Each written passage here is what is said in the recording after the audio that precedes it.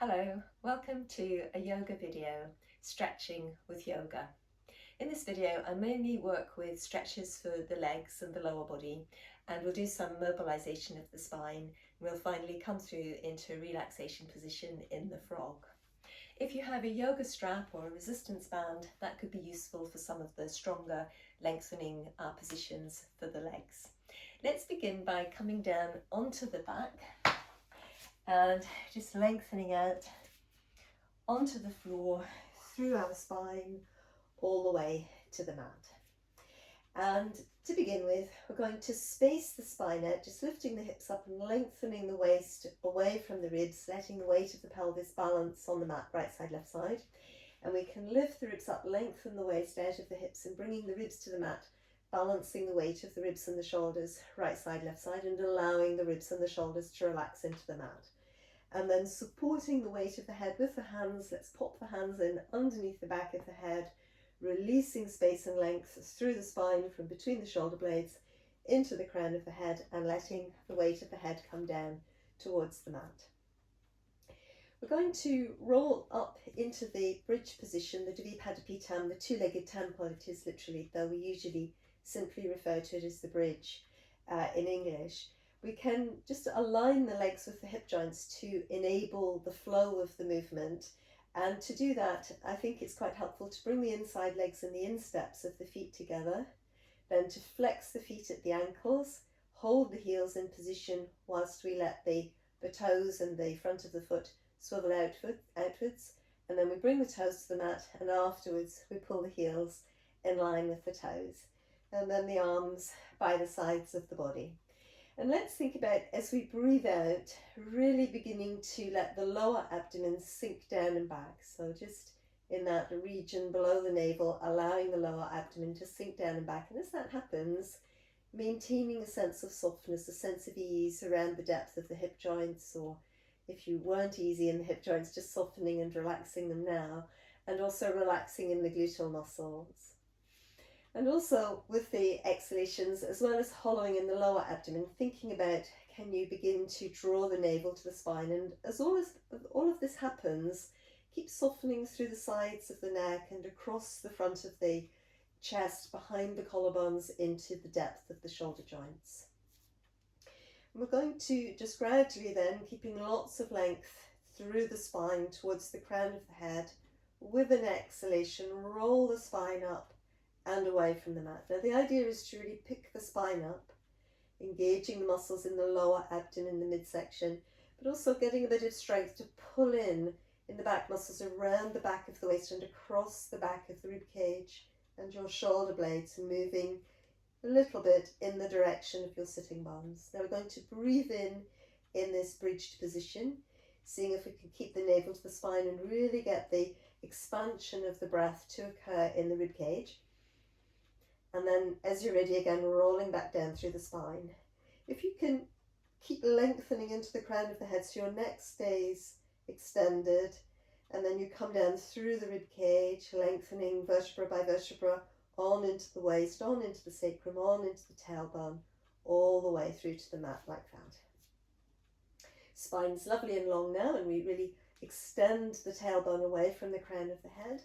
And then once again, as you're ready, with an exhalation, let the lower abdomen sink down and back, and the navel draw to the spine, Swabandha, rolling up, seeing if we can lift the spine segment by segment, avoiding the temptation to lever the weight of the spine away from the mat using the strength of the legs. And this way, in theory, we begin to feel that the spine can really extend from the crown of the head towards the tailbone. Try to keep the thighs pretty parallel.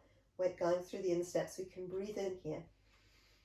And then once again, that sense of lengthening into the crown of the head, lengthening through the neck and the spine through the ribs, and then the waist, sacrum and tailbone lengthens in the opposite direction, really opening the tailbone right away from the crown of the head, lots of space between the base of the breastbone and the tailbone. Now into this movement, as you feel ready, and if you feel ready, we let that extension flow up through the spine. On the inhalation, breath still in the chest, we can let the arms flow up and back. So then the length is really long through the sides of the ribs, sides of the waist, on into your thighs. Let's breathe out to roll down through the spine. We let the arms still stay behind us. Keep reaching towards the fingertips, lengthen to the tailbone. Breathing in here, lots of space in the body. And let's breathe out again. Bring the arms to the sides. And we're going to flow that one once more. So just as you're ready again, your exhalation, banda working, feeling that cylinder of strength pulling in around your spine, back of the waist, back of the rib cage. Keeping that sense of lengthening the spine towards the tailbone and towards the crown of the head. And when the spine is really lengthened up here and there's lots and lots of space, we can breathe in. Breath stays in the chest, navel keeps pulling to the spine and the arms reach back, opening the sides of the ribs, sides of the waist. And again, you can keep that reach into your arms as you roll down through your spine, really opening, opening, opening, opening towards your tailbone. Breathing in here, masses of space between the crown and the tailbone, between the sitting bones and the fingertips, between the base of the breastbone and the tailbone. And then let's breathe out and relax the arms back to the sides. So we've managed to get lots and lots of space through our spine in that practice. And in the next practice, we'll be aiming to hold lots of space through the spine again as well. And in this next practice, we're going to try to open the hip joint whilst maintaining alignment through the spine. So let's slide our left legs away, still using the banda, so the hollowing in the lower abdomen, navel to the spine, keeping the neck long and released, just double checking that the neck doesn't arch, we just keep it tucked under. And then here, usually I just put a little bit of support in underneath my hip with my hand, so that as I let the leg release to the side, I've got more chance of holding my pelvis balanced. Because the spine is wedged right down into the middle of the pelvis, if the pelvis swings off with the leg, then the spine's not staying aligned and we're putting a bit of strain on the spine, but also we're not truly opening the muscles into the depth of the hip joint. So let's say we're going to breathe out to release the leg to the side. Let's breathe in there. And then as you're ready again, breathe out, bring the leg back to the center. And again, just set up a little bit of length and space through the whole body. So again, as you're ready, breathe in lots of space. And then with the exhalation, allowing your leg to release to the side. We need to use some of that lower abdominal strength and back of waist strength that we had going in the bridge position we were just doing, the Dvipadzipitam, so that we stabilize in the center. So then we can breathe in that position. As we're ready, we breathe out to come back to the center. And again, we just breathe in and create that little bit of space through our bodies. Let's give it another couple of goes going to the right side. Now, because some of the muscles that we're opening on the inside of the right leg as it moves to the side actually begin on the front of the spine, to really get the most out of that opening action, see if you can hold the spine in your waist really lengthened. And I think about really opening and stretching over the front of the spine in my waist. And it stays pretty close to the floor. It's not touching the floor, but pretty close to the floor. And then I breathe in here, lots of lovely space coming into the body.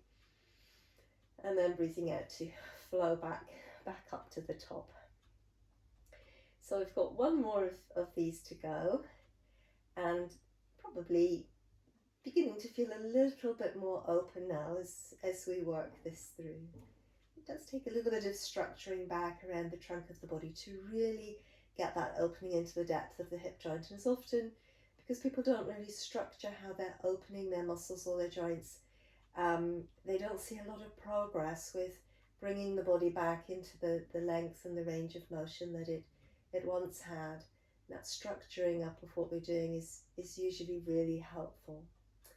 Now we're going to let the leg come back to the center, and with all of that that's been going on, then probably the lower back feels that it's time to soften and relax a little bit. And then let's hug the right leg in and towards us. So we can hug the leg in and hold it statically here, or you might think as well that you'd find it useful just to circle the leg in the hip joint a little bit here and rocking and rolling a little bit through the pelvis. That might be useful for releasing tension in the lower back, and again, just for integrating the opening that we've been doing with the hip joint. So then always a good idea just to come back into the aligned position and settling there for a moment. And then let's just bring that foot back to the floor. And here we are back in our original starting position. So let's lengthen out through the spine.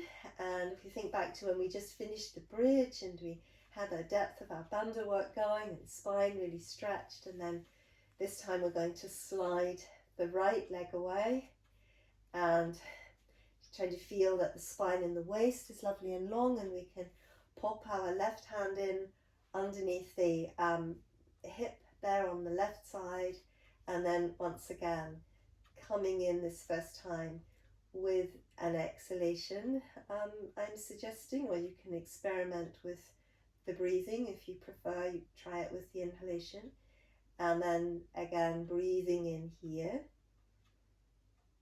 and then once again as you're ready, just pulling right back up to the top. And then, because this action does actually lengthen the spine a little bit, because some of the muscles are attached to the spine, I just usually very often do adjust as I come back and just take up that extra space that the body has made with the opening and lengthening action. So again, the leg releases to the side, and we aim to hold the waist nice and long, pelvis as level as we can. Again, we breathe in here, as much space as we can find on the inside of the body, especially in the waist, in the hip joint, and in the pelvis generally. And then again, our exhalation to come back to the center. Might just adjust slightly, breathing in, and then again, your exhalation to flow over to the side. So again, seeing if you can just soften deep into the hip joint, just soften deep into the hip joint. See what happens by softening, in a sense, more than trying. And as you're ready, coming back. So let's give it one more repetition here. And then again with the exhalation, just structuring length through the waist, opening up over the front of the spine, softening deep into your hip joint there, keeping the neck easy. And in breath, lots of space, can even reach a little bit down into that right heel. And then once again, breathing out to come back to the center. And then again, allowing the lower back to relax, and we can bring the left thigh in and towards us, just as close as it comes comfortably.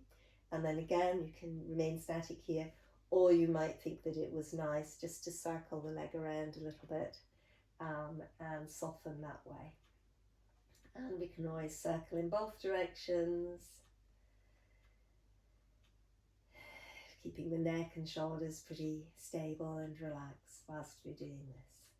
And then, as with the first side, ideally just coming back for a moment into that aligned position, allowing everything to settle after we've lengthened it and created a little bit more space, and it's probably time to let that leg lengthen away.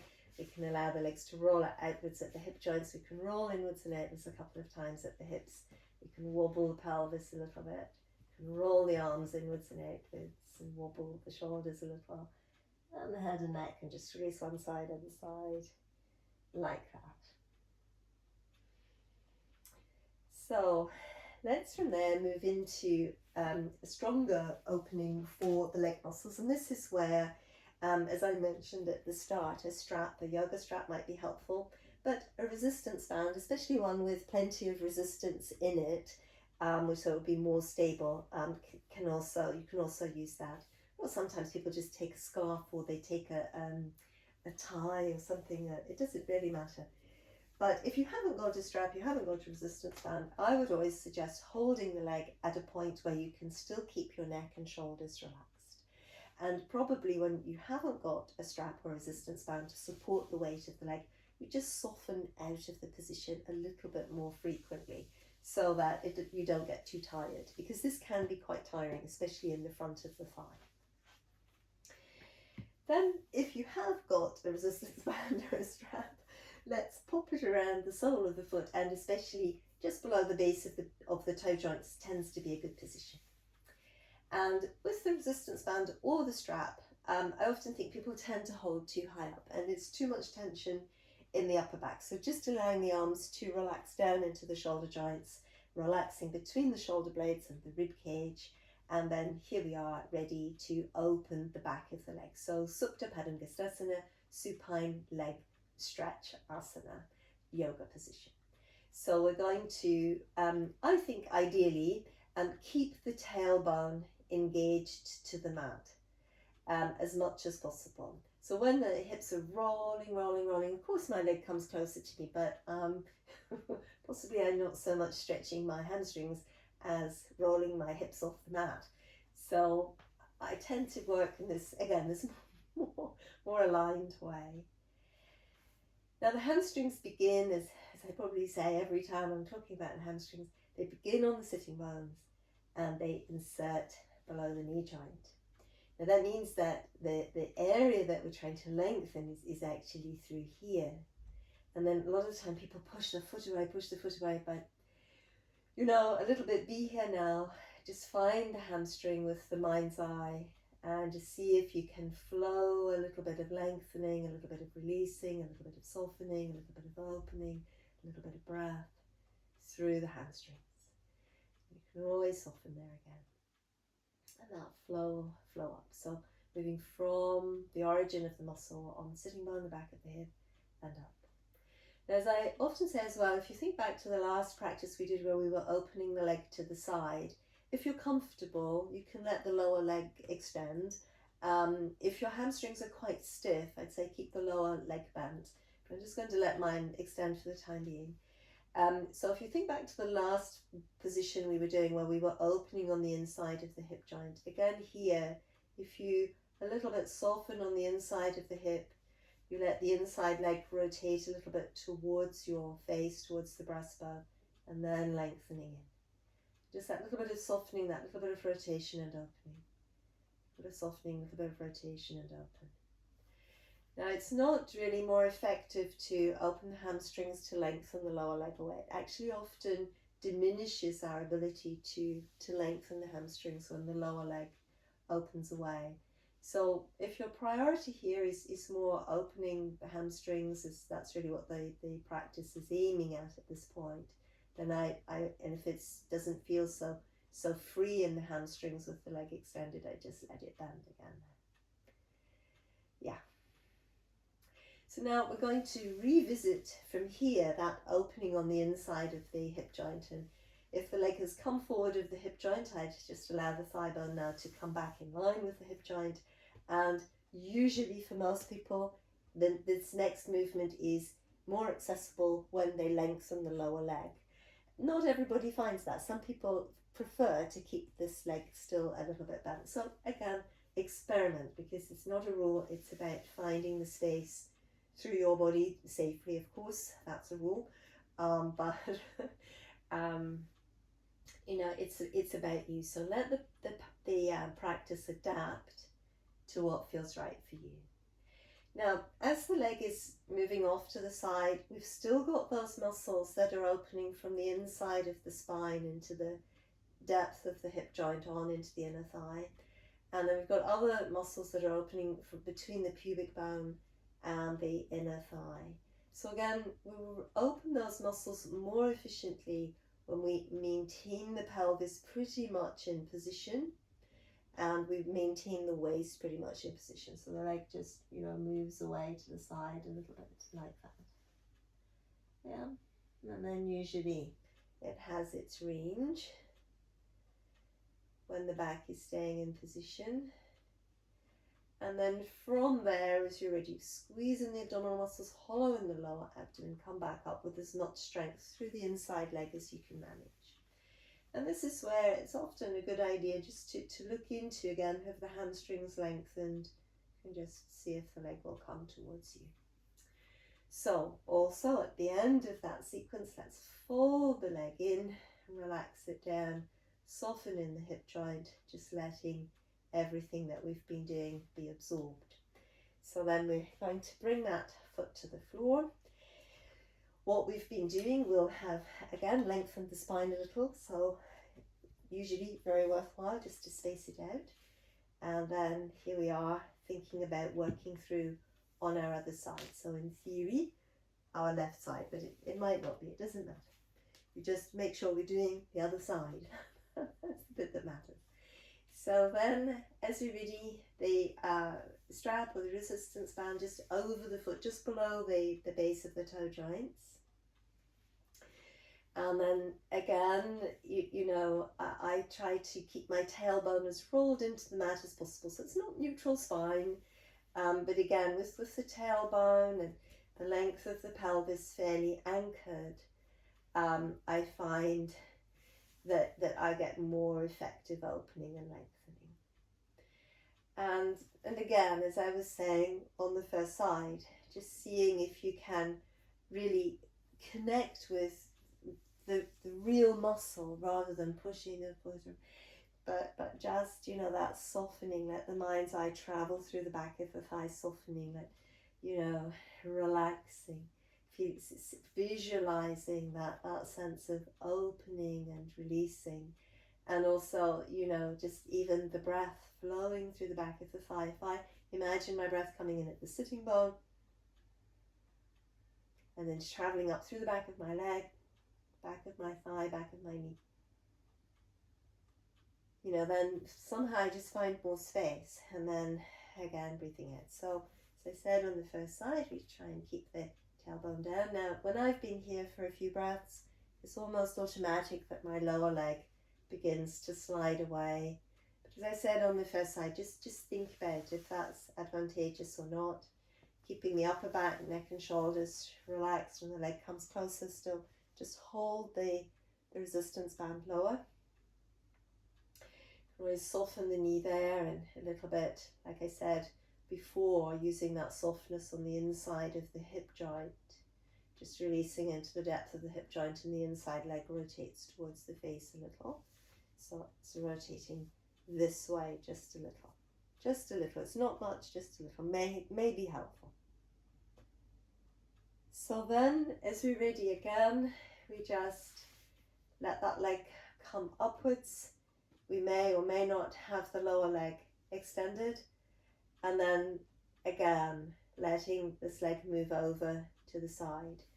So you've got the strap or resistance band in theory to support you, and I just get a little bit of lengthening and lifting of the thigh away from the hip joint, and then I let it move to the side, abdominal muscles engaging, back of my body engaging, the leg moves away a little, lengthening and moving away.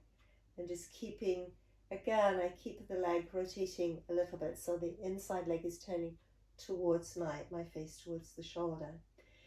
And then just working through with that. If you didn't have the resistance band, so I'm just coming up to demonstrate, if you didn't have the resistance band, then very often it's better just to support the weight of the leg moving over from underneath with the hand underneath the leg. You might come through with that length.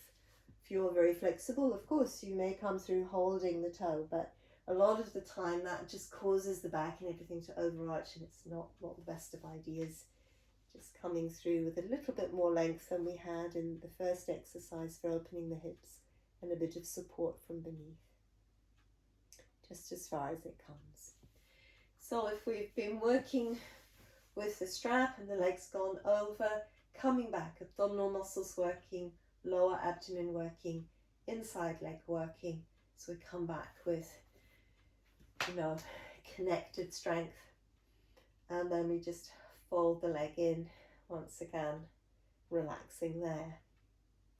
So this is where we can slide that leg away, and again rolling the legs inwards and outwards at the hip joints, just bedding in that opening and releasing and space creating that we've been doing. And we can wobble the pelvis a little but gently, and the arms rolling inwards and outwards at the shoulders, and we can shimmy a little through the upper spine and release the head and neck also gently.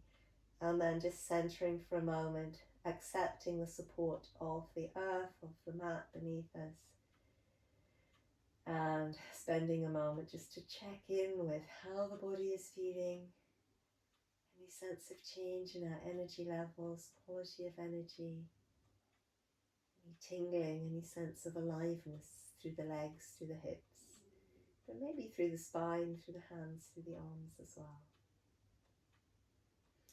So then, as we're ready, let's breathe in, and we can stretch up and stretch down and feel the muscles engaging all about the spine, all through the back, into the arms, into the legs, all through the gluteal muscles.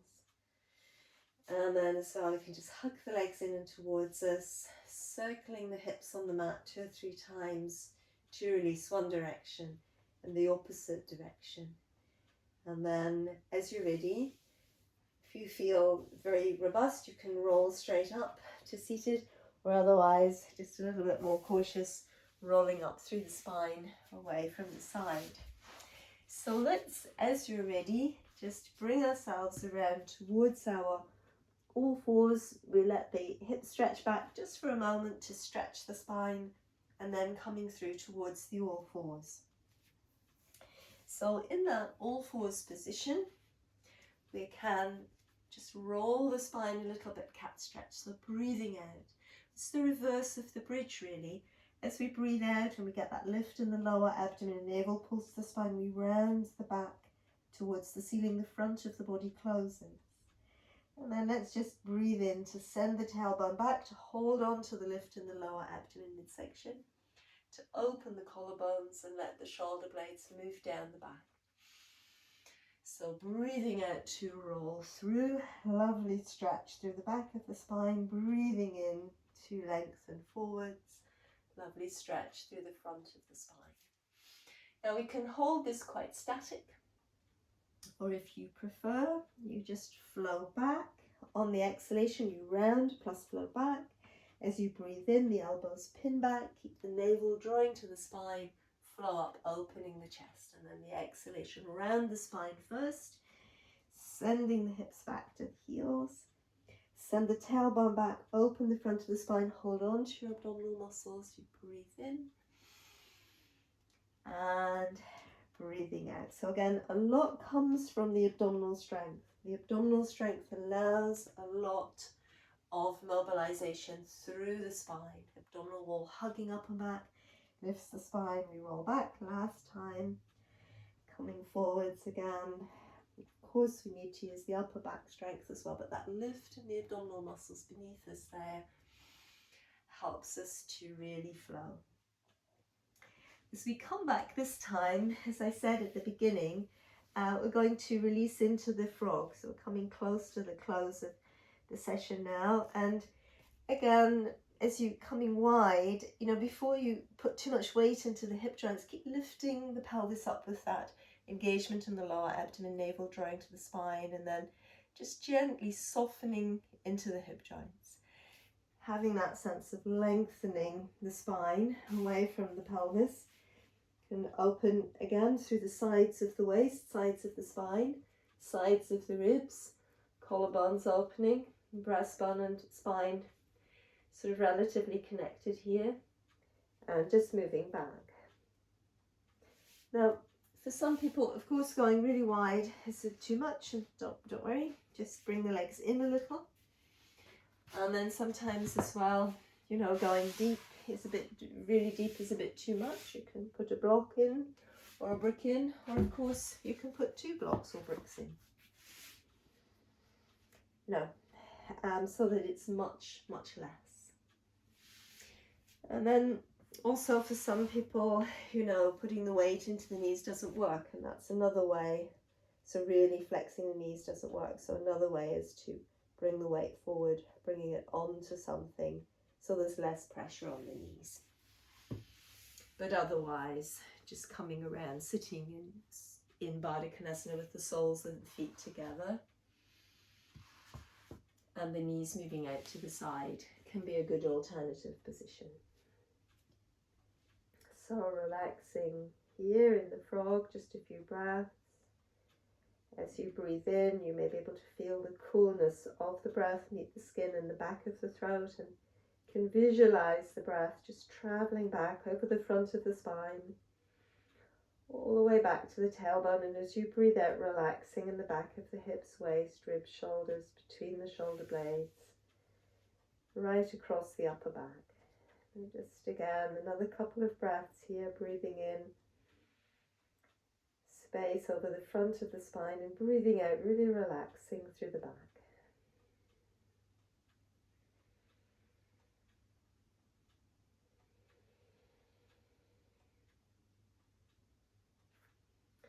And then as you're ready, we're going to breathe in, walk the hands in towards us. Let the legs come back into the center.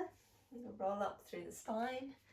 Let's come through into a seated position, anything comfortable, cross-legged or V-shaped legs, anything that feels comfortable, or sitting up on bricks or blocks. And let's here just lengthen up through the whole spine, just breathing in and breathing out. Namaste. Once again, as you're ready, breathing in and breathing out. We just let that flow through twice more, just bringing ourselves into a nice state of balance through the body, through the energy of the body, and with the mind as well. So last round here.